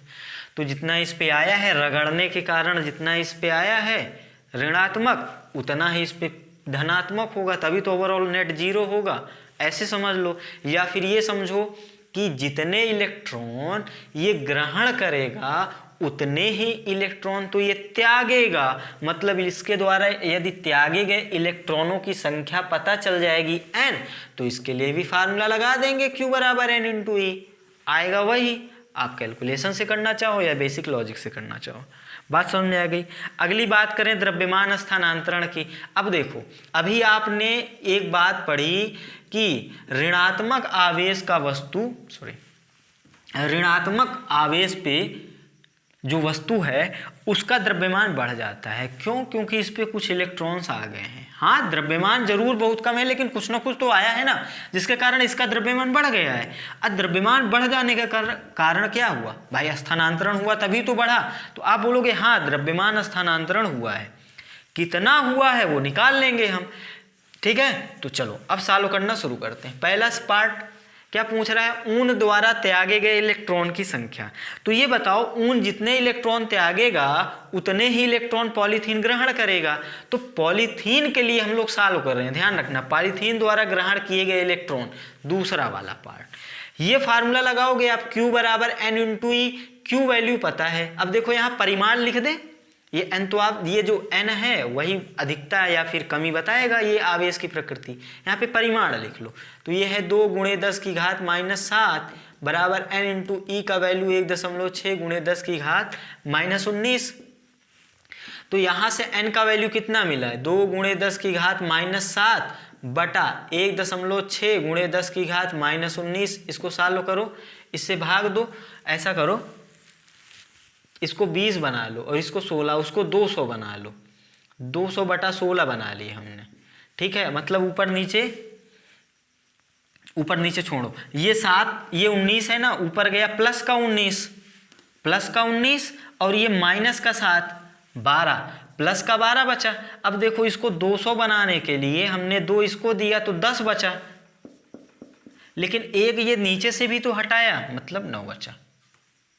ऊपर एक नीचे भी दिया था तभी तो ये 16 हुआ। अब भाग दे लो आप, तो 16 एकम 16, 4 20, 16 दूना 32, 8 16 पंचे 80, आया 125 × 10 की घात 9। अब देखो इसको आप लिख सकते हो 1.25 × 10 की घात 9, ये क्या आया? n। मतलब ये कि इतने इलेक्ट्रॉन पॉलीथीन ग्रहण करेगा, या फिर हम बोले कि इतने ही इलेक्ट्रॉन ऊन त्यागेगा। हो गया पहला। दूसरा, तीसरे की बात करें कि ऊन पर आवेश का परिमाण, तो परिमाण तो यही होगा 2 × 10 की घात -7, और उसकी प्रकृति कैसी हो जाएगी? धनात्मक, क्योंकि ये जितना अगर इस पे माइनस आया तो इस पे प्लस आएगा। आप चाहो तो ऐसे निकाल लो, n का वैल्यू पता है, अब इस n का इस e में गुणा कर दो तो इसके लिए आवेश आ जाएगा। इतना ही आया था, विभाग किए थे, गुणा कर दो यही आ जाएगा। समझ गए? चौथा पार्ट करते हैं उधर, इतना कॉपी कर लो। चौथे पार्ट में अपने को निकालना है कि स्थानांतरित द्रव्यमान कितना है, ठीक है। अच्छा ये बताओ आप, एक पैकेट में 6 लड्डू हैं, 6 लड्डू हैं, प्रत्येक का द्रव्यमान बराबर है और 1 ग्राम का है मान लो। तो वो जो पैकेट है उसका कुल द्रव्यमान कितना हो जाएगा? 6 × 1। भाई एक का द्रव्यमान आपको पता है 1 ग्राम और कुल है 6, तो कुल कितना हो गया? 6 × 1,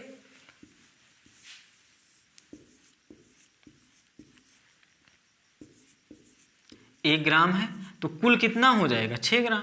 ऐसे समझ लो, मान लो ये n लड्डू थे, हर एक का द्रव्यमान 1 ग्राम था, तो कुल कितना हो जाएगा? n।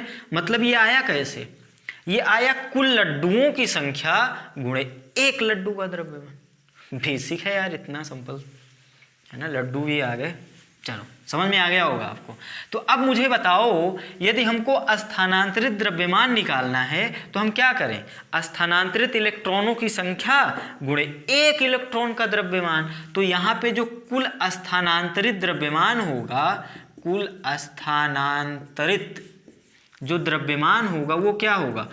कुल इलेक्ट्रॉनों की संख्या n और गुणे 1 इलेक्ट्रॉन का द्रव्यमान me। तो ये तो आपको पता है 1.25 × 10 की घात 9, me भी पता है 9.1 × 10 की घात -31 किलोग्राम। अब ये द्रव्यमान काहे में आएगा? किलोग्राम में। इसको सॉल्व कर लेना, यही अपना आंसर होगा। ठीक है, तो Q बराबर N इंटू E का ये सवाल आपको समझ में आ गया कि एक वस्तु से जाएगा तो उस पर कैसा आवेश, स्थानांतरित द्रव्यमान, आवेश की प्रकृति, ये सारी चीज़ें आपसे पूछी जा सकती हैं। पॉज करके कॉपी कर लो, पॉज करो, कॉपी करो।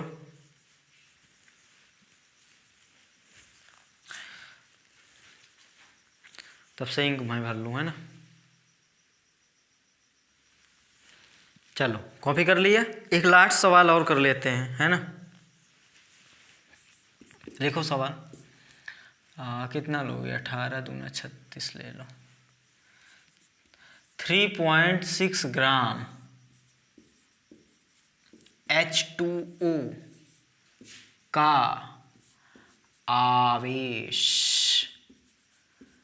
बताइए।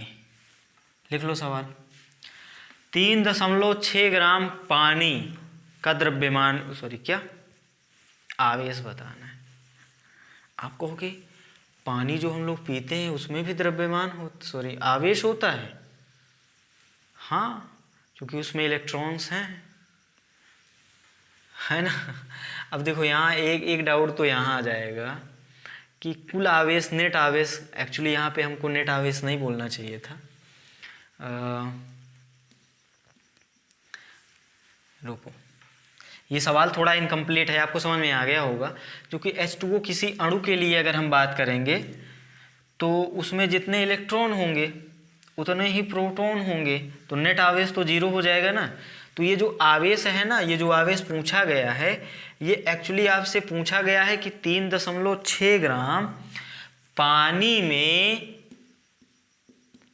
उपस्थित इलेक्ट्रॉन का आवेश। बात समझ में आ गई ना आपको? वो क्वेश्चन थोड़ा इनकम्प्लीट था क्योंकि कुल आवेश तो नहीं है, कुल आवेश तो 0 है ना। बात समझ में आ गई आपको? भाई जितने इलेक्ट्रॉन उतने प्रोटॉन, तो 0 है। लेकिन हम पूछ ही रहे हैं कि सिर्फ इलेक्ट्रॉन का बता दो आप। पॉज करो, ट्राई करो, देखते हैं।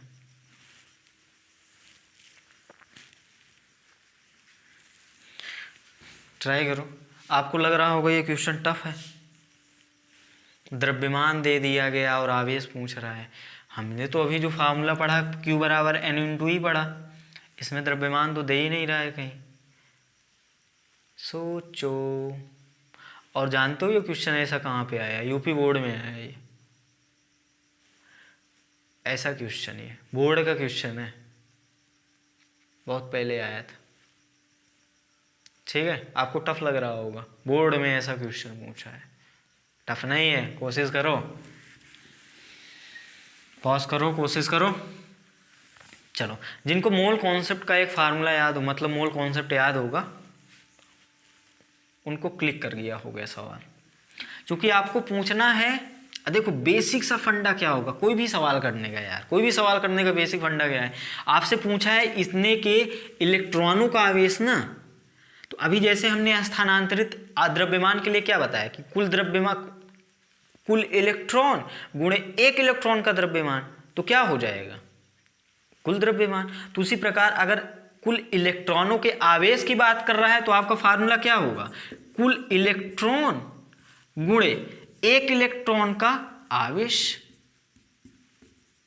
आवेश पूछ रहा है इस बार, इसलिए एक इलेक्ट्रॉन के आवेश की गुणा करेंगे।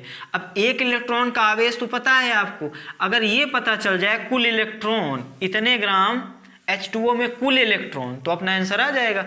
और ये तरीका, अभी केमिस्ट्री आप मोल कॉन्सेप्ट पढ़ रहे होते तो ये बच्चों वाला सवाल लगता आपके लिए, क्या सर अब यहाँ फिजिक्स में मिल गया, अचानक से मिल गया, इसलिए वो कॉन्सेप्ट नहीं याद आ रहा है, इसलिए क्वेश्चन टफ बन गया। जब आप पेपर दोगे तब भी तो सारे क्वेश्चन मिक्स्ड ऐसे आ जाएंगे। बोलो, वहाँ तो ये नहीं देगा ना कि पहले अच्छा है मोल कॉन्सेप्ट वाले कर लो, केमिस्ट्री के पहले कर लो, और फिर ये केमिकल इक्विलिब्रियम वाले कर लो, और फिजिक्स में आ जाओ पहले इलेक्ट्रो वाले कर लो, है ना, फिर मैकेनिक्स में चलते हैं, न्यूटन्स में चलते हैं, है ना, NLM में न्यूटन्स लॉ ऑफ मोशन। ऐसे तो देगा नहीं ना, क्वेश्चन तो मिक्स देगा ना। तो सारे कॉन्सेप्ट जब याद होंगे तभी तो सवाल बनेगा, नहीं तो कठिन लगेगा, छूट जाएगा। मतलब ये है अपने को कुल इलेक्ट्रॉनों की संख्या निकालनी है, सीधी बात, नो बकवास। और अगर कुल इलेक्ट्रॉनों की संख्या पता चल जाएगी तो आप ये भी फार्मूला लगा सकते हो, Q बराबर N इंटू ई, चाहे ये बोलें चाहे ये बोलें, यही तो है। ये N क्या है? कुल इलेक्ट्रॉनों की संख्या, और E क्या है? एक इलेक्ट्रॉन का आवेश ही तो था, मूल आवेश। खैर इसको एक इलेक्ट्रॉन का आवेश ना बोल के मूल आवेश बोल दो, लेकिन बात तो वही है भाई। तो आवेश ऐसे निकालो चाहे इस फार्मूले से निकालो, मतलब अपने को क्या निकालना पड़ेगा? कुल इलेक्ट्रॉनों की संख्या। और अगर मोल कॉन्सेप्ट अब आपको याद आ गया होगा तो इसका आंसर आने में 1 मिनट भी नहीं लगेगा। मात्रा दी गई है और आपसे इलेक्ट्रॉन की संख्या पूछी है किसी अणु के लिए, तो जब अणु से अपने को परमाणुओं की संख्या पूछे या इलेक्ट्रॉनों की संख्या या प्रोटॉनों की संख्या या न्यूट्रॉनों की संख्या पूछे, तो याद करो मेरा ये पार्ट पढ़ा भी है यूट्यूब पे, मोल कॉन्सेप्ट का दूसरा या दूसरा पार्ट में शायद पढ़ाया हमने इसको। तो वहां पे हम क्या करते हैं? अणु से सबसे पहले मोल निकाल लेते हैं।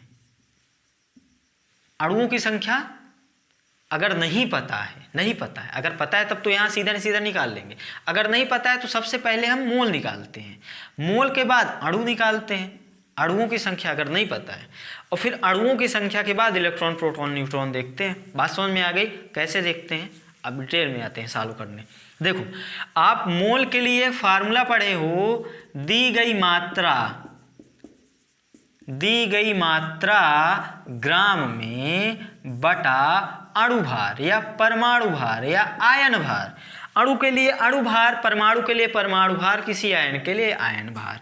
अब मात्रा दी गई है 3.6 ग्राम में ही है, कोई ज़रूरत नहीं है बदलने की। अणु भार H2O का आप जानते हो 18 दूना 36.2, मतलब मोल कितना मिल गया? 0.2। अच्छा, आप मोल का एक फार्मूला और जानते हो, मोल बराबर होता है कणों की संख्या बटे आवोगाद्रो संख्या। मोल बराबर फार्मूला होता है कणों की संख्या, जिसको हम लोग n बोल दे रहे हैं, बटा आवोगाद्रो संख्या जिसको Na से लिखते हैं ना। थोड़ा रिवीजन हो रहा है मोल कॉन्सेप्ट का और कुछ भी नहीं।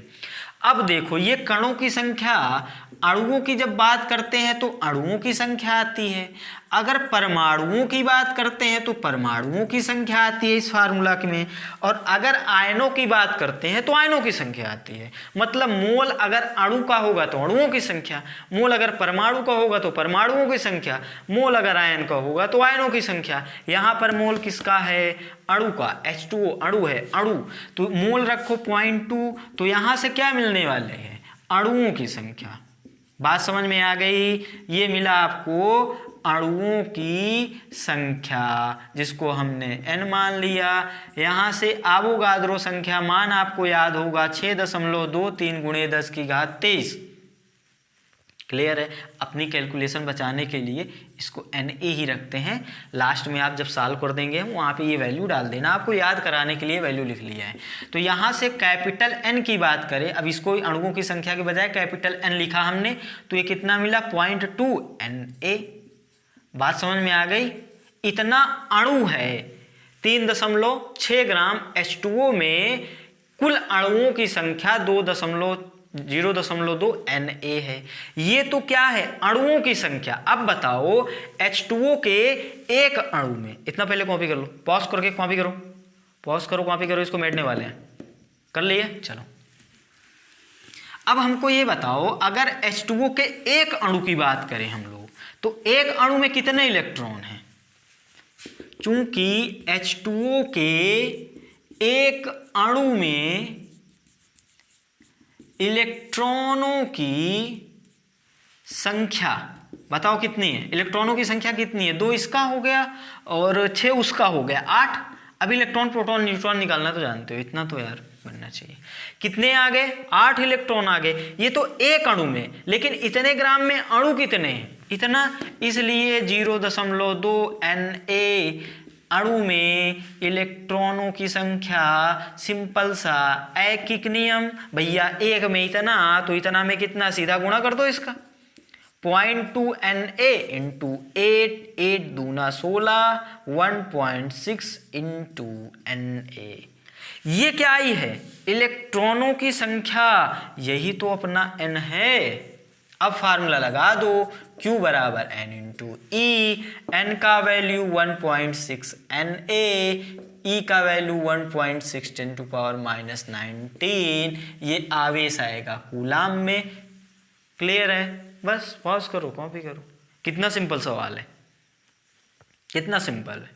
अरे Q बराबर N इंटू ई तो निकालना था, ई आपको वो याद है, N ही तो निकालना था। N के लिए मोल कॉन्सेप्ट गए हैं, अगर मोल कॉन्सेप्ट पढ़ रहे होते तो ये बच्चों वाले सवाल थे, मतलब इजी वाले सवाल थे, है ना। तो आज की क्लास में बस